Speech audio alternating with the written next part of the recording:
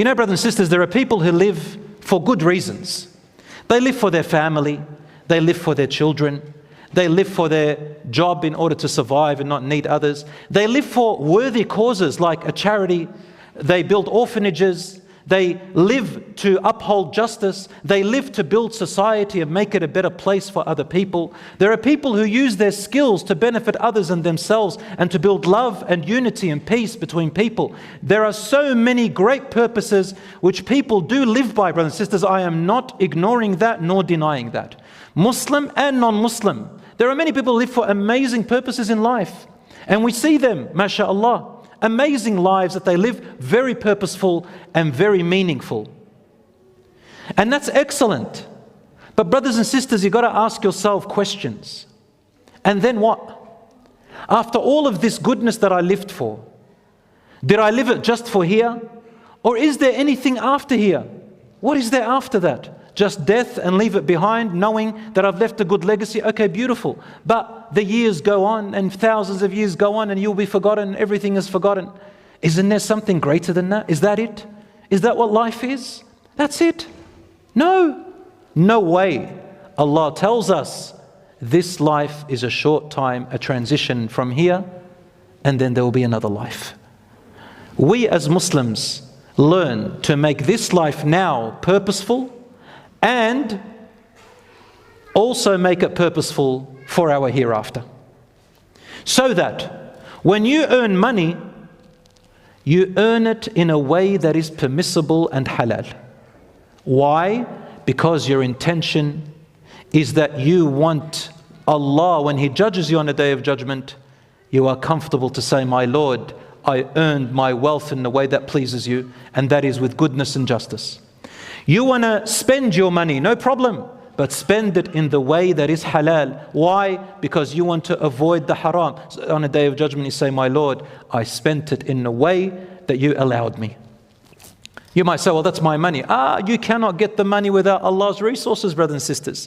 Your brain that God gave you, if He didn't give it to you, you cannot work and how to make money. The hands, the eyes, the mouth, the legs, the resources, they're all from Allah. You wouldn't get it without Him. So that if you have a purpose in life, you look after orphans, you look after your parents, you look after your children, you look after your spouse, you look after your health, you look after your enjoyment. You make meaning for it in this life, which is relationships with your family, relationships with your children, love and goodness, seeing your children grow up healthy, nurtured, righteous, good for this world. And then you leave it and pass away as a legacy. Not only in this world do you leave a legacy, but something for your hereafter, inshallah, that will also build your hereafter. Don't think that Allah subhanahu wa ta'ala, He lets go of a tiny atom's worth of goodness that you do. Allah says in the Quran, وَمَا تُقَدِّمُوا لِأَنفُسِكُم مِّنْ خَيْرٍ تَجِدُوهُ عِندَ اللَّهِ هُوَ خَيْرًا وَأَعْظَمَ أَجْرًا. Allah says, and whatever goodness you put forth, even an atom's worth in this world, anything that you put in goodness in this world is for yourself, and Allah will reward you greater than anyone else. Allah has the best reward for you. Brothers and sisters, you know, you go home, you see that wife of yours, you see that husband of yours, and for the sake of Allah, you smile to them. Anybody can do that. That smile for the sake of Allah gets you rewarded from Allah for doing goodness because He loves it. He loves the fact that you're getting closer. And number two, it creates peace in the house and it creates love and closeness, inshallah. For most people, so long as the smile is genuine. You go, Rasul sallallahu alaihi wasallam said, a piece of food that because of you enters into your spouse's mouth or your children's mouth is a sadaqah. It's a form of good deed and charity. The Prophet ﷺ said, لا تحقرن من المعروف شيء. Don't take for granted, don't belittle any kind of small deed. Every tiny deed that comes your way, don't belittle it, do it.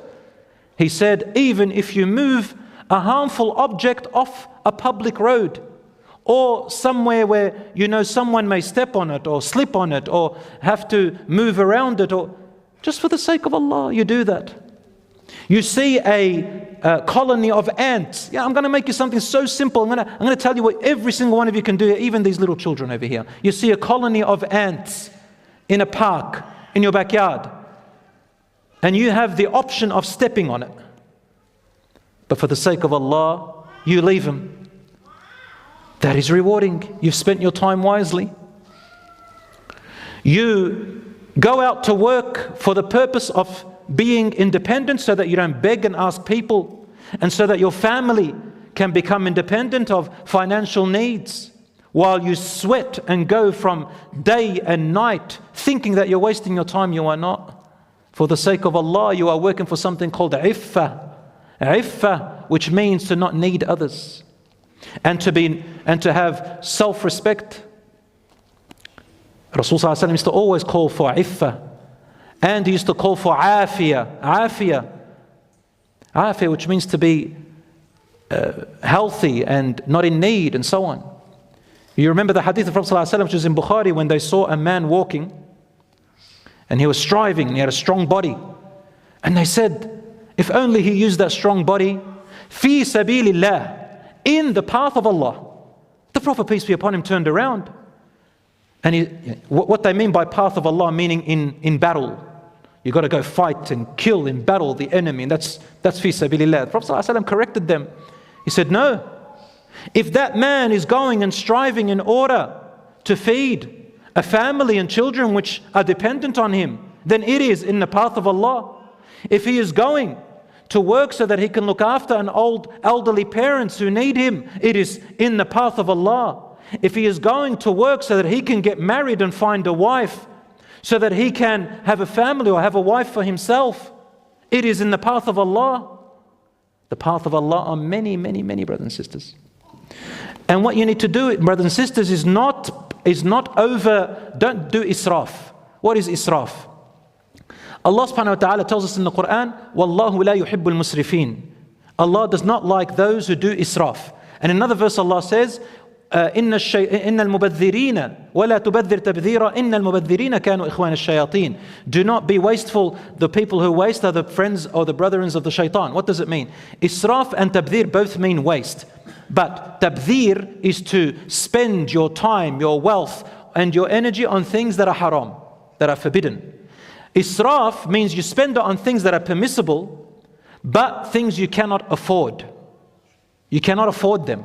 Meaning, what does afford mean? Let me explain to you. If you're married, for example, your wife has a right upon you financially as a husband. If you have children, your children have a right upon you financially. If you are a mother, you have time that you need to put aside for your children as well, and same as your husband for your husband. If you have parents, you have little time to give to them as well. You have your health and your body. You have time for your health and your body. You need a car. You need to get to work. You need to do other things, food and so on and so forth. If you start spending in one area too much, whereby it's going to cause you to neglect another duty, then that thing you did right there is called israf. So it's relative. There are people who are very wealthy, they're rich in money. They can spend more than you and I on more expensive things, no problem, because they can afford it and they can still fulfill their duties perfectly. That's not called israf. But people who cannot afford everything, you have to manage your wealth and manage your time and your resources.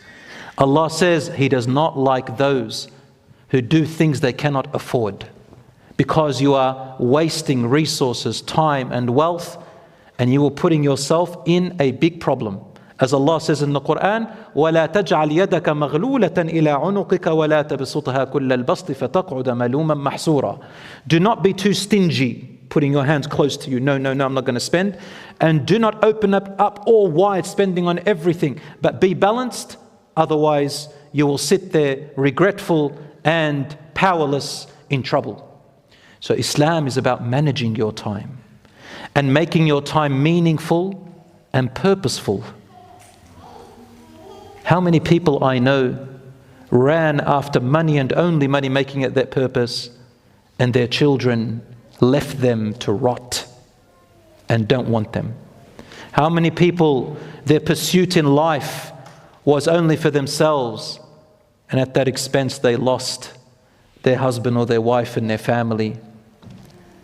How many people have lost the precious things around them in the pursuit of things that are not very meaningful.